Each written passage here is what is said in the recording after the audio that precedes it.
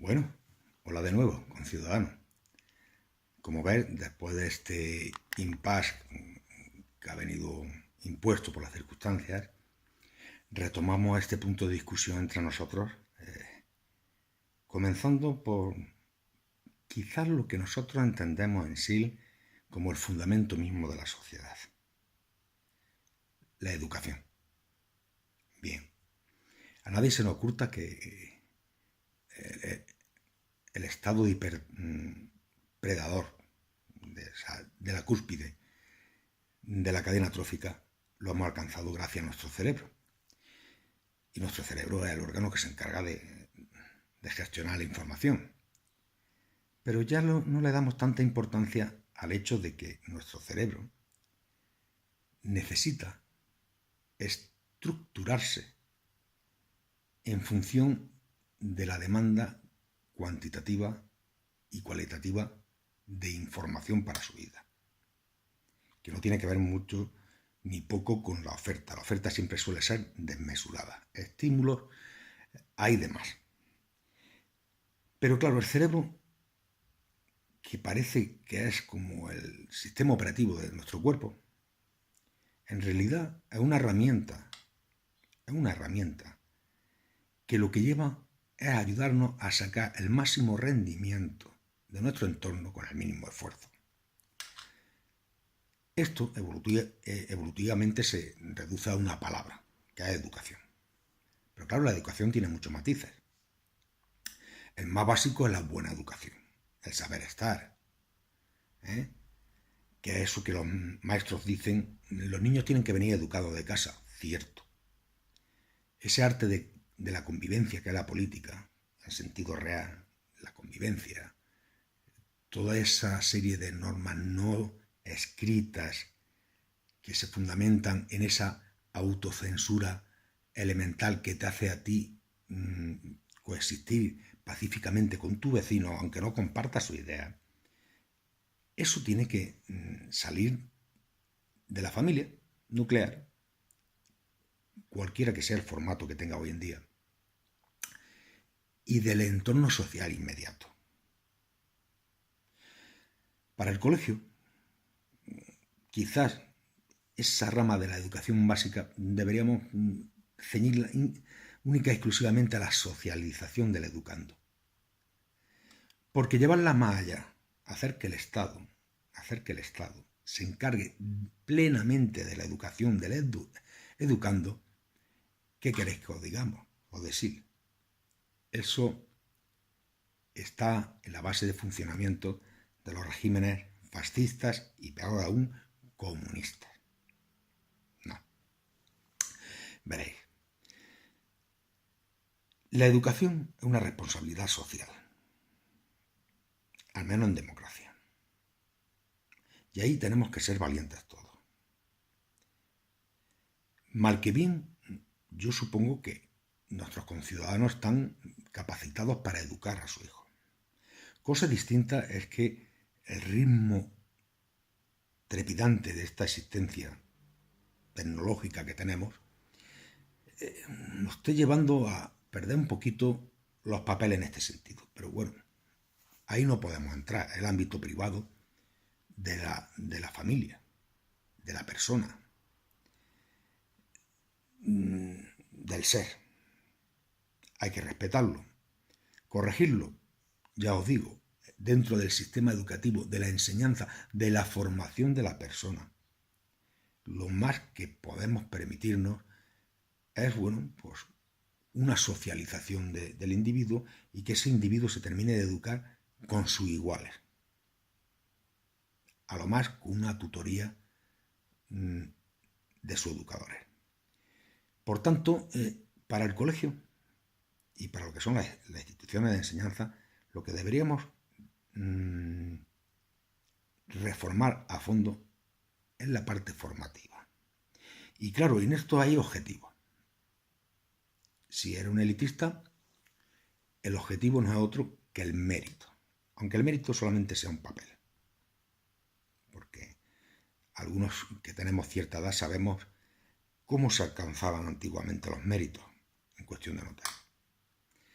Pero para los que pensamos en clave social, la formación es cumplimentar algo vital para el hombre, que es una estructuración de su cerebro por constante readaptación a su propia cultura. Y formar implica formar personas, no currículum vitae. Personas. Y formar una persona requiere, para empezar, algo que están demandando los profesionales hoy en día, que es un ajuste educacional o de la enseñanza a lo que la ciencia nos va diciendo que son los ritmos formales de desarrollo del cerebro. Y en eso el sistema educativo español, como en otras tantas cosas, hace aguas por todos los costados. Pero claro, para construir un sistema educativo que haga referencia a estos nuevos conocimientos científicos que tenemos respecto a nuestra persona, habría que empezar por trazar el objetivo. Y el objetivo, que es lo que no quieren algunos, es formar ciudadanos libres, ciudadanos críticos, ciudadanos capaces de enfrentarse a esta enorme carga de estímulos informativos que hay en nuestra vida y desgranarlos. Es decir, creerse lo que se le demuestre, no lo que se le cuente. Y esto jamás en la historia del hombre, creo yo, que haya tenido más enemigos en contra. Y más en democracia, donde se supone que nadie viene a vencerte, sino a convencerte. Pues bien, en ese sentido, copiar de otras sociedades que estén teniendo mejor rendimiento formativo. ¿Qué quieres que te diga? A nosotros no se nos caen los anillos. Esto no es cuestión de orgullo. Esto es cuestión de mejora. Sobre todo cuando crees que ese sistema educativo le debe a la sociedad el ser capaz de sacar de cada uno de nosotros lo mejor y en su máximo grado, independientemente de nuestro poder adquisitivo o de nuestro origen. Tener una reforma profunda de nuestro sistema educativo implica consensuarlo para mínimo una validez de 25 o 30 años. No como tenemos hasta ahora, que hemos tenido casi más leyes educativas que gobiernos. Y eso que dicen que estamos en democracia. Bueno, habría que analizarlo. Este sistema educativo debería empezar a hacerle caso a la neurociencia. Los niños de 0 a 3 años empiezan a socializar. Pero no se les puede pedir nada más que eso, que se acostumbren a vivir juntos. De 3 a 6 años, los niños siguen socializando. Y bueno, quizás con 4 juegos, con 4 actividades y demás, les puede ir ayudando a conocer sus emociones, a controlarlas, con respecto a lo que ve él en sus iguales.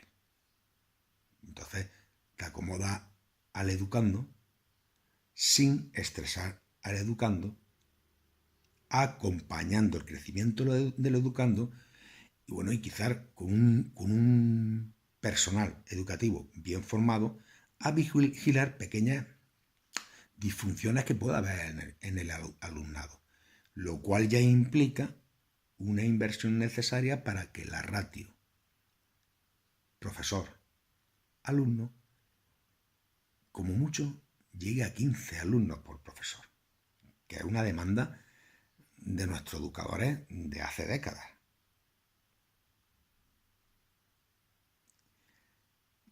Cosa que se podría sacar de ahorrarse ciertos excesos presupuestarios a los que nos tiene acostumbrados la partitocracia actual. Bien, a partir de los 6 años es cuando se aconsejan escolarizar a los educandos con contenido. Bien, Nosotros además preferiríamos que se hiciera caso al profesorado para que se definiera ese contenido en cantidad y en calidad, al menos hasta la pubertad. A partir de la pubertad deberíamos ser valientes con nosotros mismos, y preparar al individuo, al educando, para ser más y mejor persona, no un tecnócrata. No un tecnócrata en potencia. Y menos aún un androide. Quien quiera un androide, que se lo compre, se lo fabrique. Nosotros lo que necesitamos son personas íntegras. ¿Y por qué digo que tendríamos que ser valientes y entrar a fondo en esta cuestión? Porque, bueno, hasta la mayoría de edad, 18 años, el educando debe necesariamente asumir conocimientos que le preparen para vivir con los demás. Pervivencia. Debemos retomar la filosofía para que el educando aprenda a pensar. Pero en un mundo tan complejo como este, el educando debe alcanzar su mayoría de edad sabiendo la organización política del Estado en el que vive, de su nación. Y sabiéndola en cantidad suficiente. No basta con que conozca su Constitución. Ha de conocer las instituciones que emanan de la Constitución, su funcionamiento, sus pros, sus contras y las alternativas.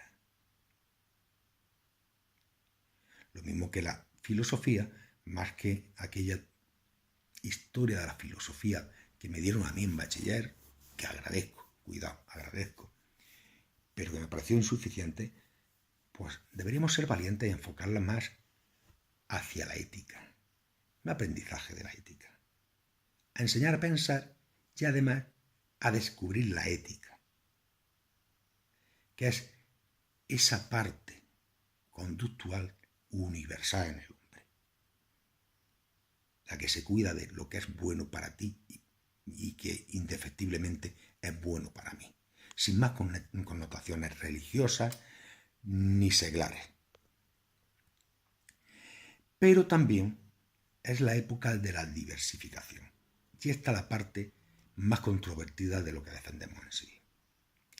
Veréis, venimos de una sociedad que tuvo unas décadas muy malas, pero a la que otros países le copiaron algo que nosotros desechamos. Aquí había un sistema de maestría en que todo el que quería buscarse un futuro, labrárselo, empezaba aprendiendo el oficio allí donde había alguien que lo desarrollaba. Nosotros nos encontramos hoy en día en una sociedad tan compleja y tan tecnificada como esta, con dos vías que son, no diré incompatibles, pero difícilmente conciliables a la hora del aprendizaje. Una, la vía teórica, que deberíamos garantizar para los más capaces. Y cuando digo los más capaces, digo los más capaces, no los más pudientes. Aquí está la madre del cordero. Porque ¿quién es capaz, tal y como está el país, de reformar la educación para que el niño más capaz, aunque sea el más pobre, pueda llegar a la cumbre, a la cúspide de nuestro desarrollo cultural teórico? Y estoy hablando de la universidad. La universidad no puede ser esta fábrica de parados, de ilustres parados que tenemos desde mi tiempo hasta ahora, que ya ha llovido un poquito. La universidad tiene que ser lo más próximo posible a aquel ideal de universitas con el que nació, de conocimiento universal en el campo en el que tú te formes. Y esto requiere primero, una alta exigencia con el educando, tremendamente alta. Y segundo, una inversión importante en el educando. Y tercero, la búsqueda del conocimiento universal en el momento concreto, en las circunstancias concretas, de el desarrollo intelectual de ese educando.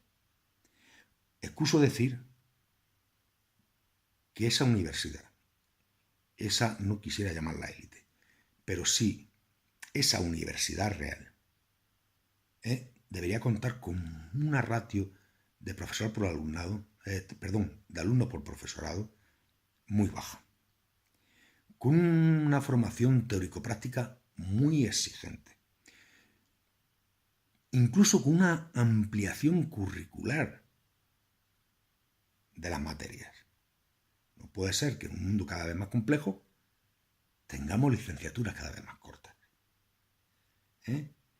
Y esto nos lleva a que la especialización posterior sean posgrados que sí pueda elegir ya el educando.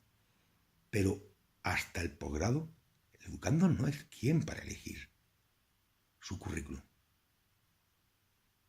Su currículum es responsabilidad de aquel que se supone que le educa, que le forma y que sabe qué necesita para eso.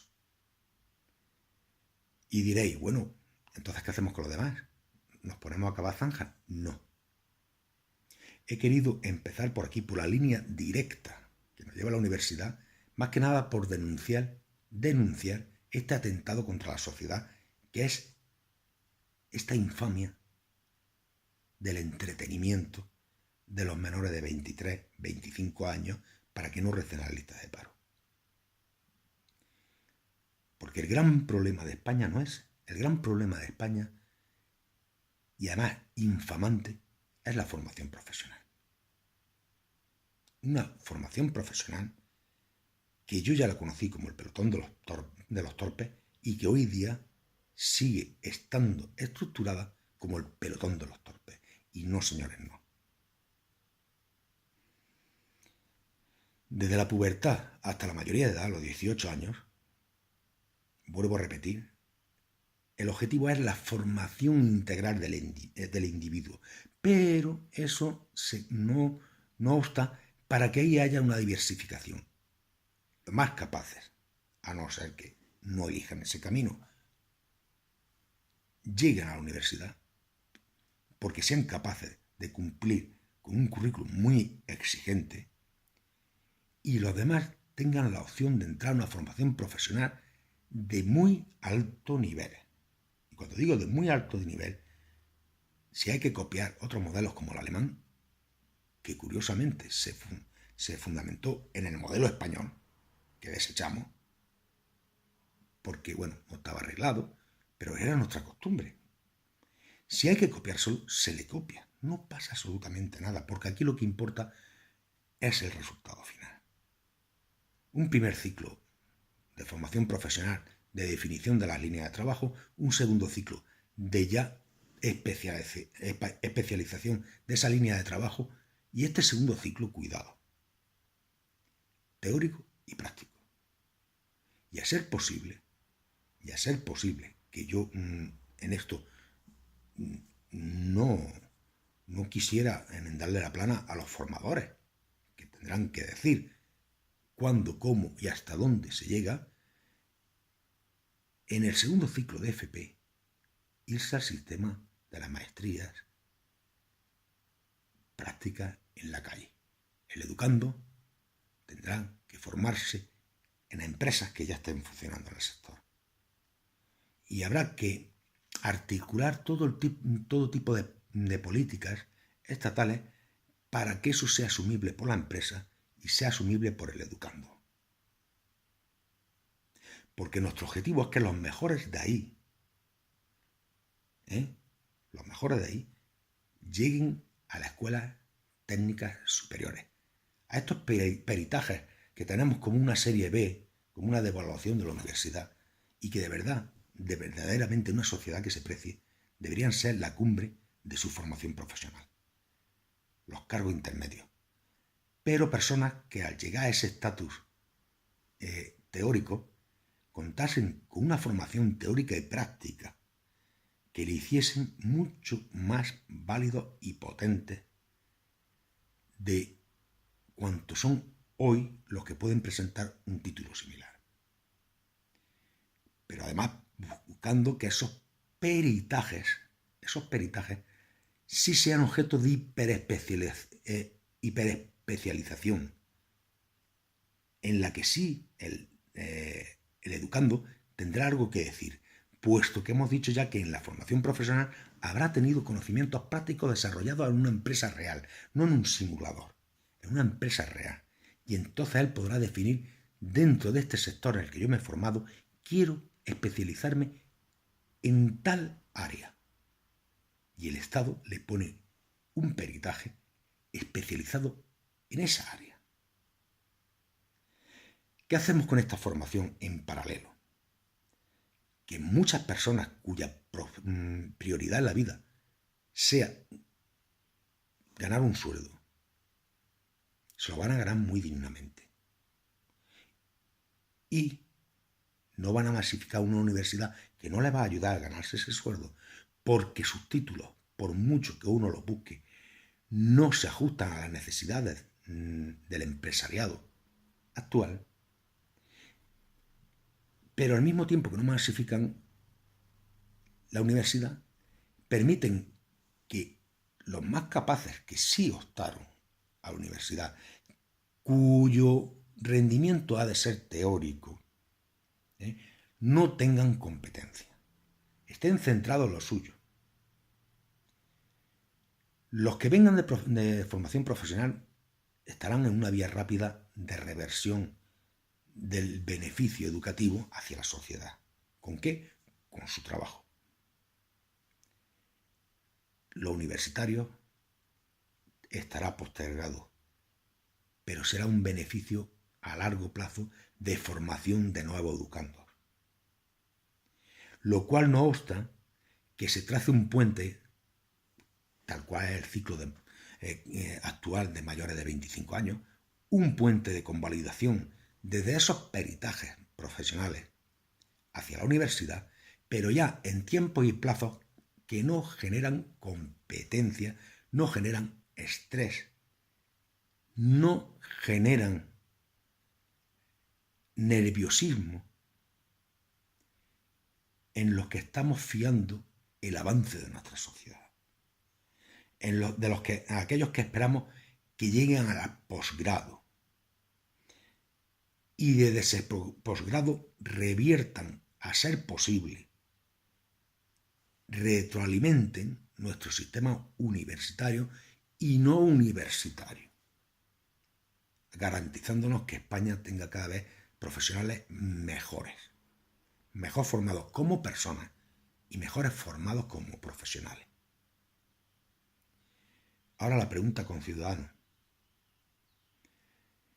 ¿Seremos tan valientes como para sentarnos a diseñarlo? Y luego tan leales como para darnos un tiempo y que un sistema educativo completo y complejo en el que la voz cantante la lleven los educadores, que son los que entienden de esto, ¿seremos capaces de hacerlo en un país tan politizado como España? Ves pensándotelo. Buen día, carpe diem.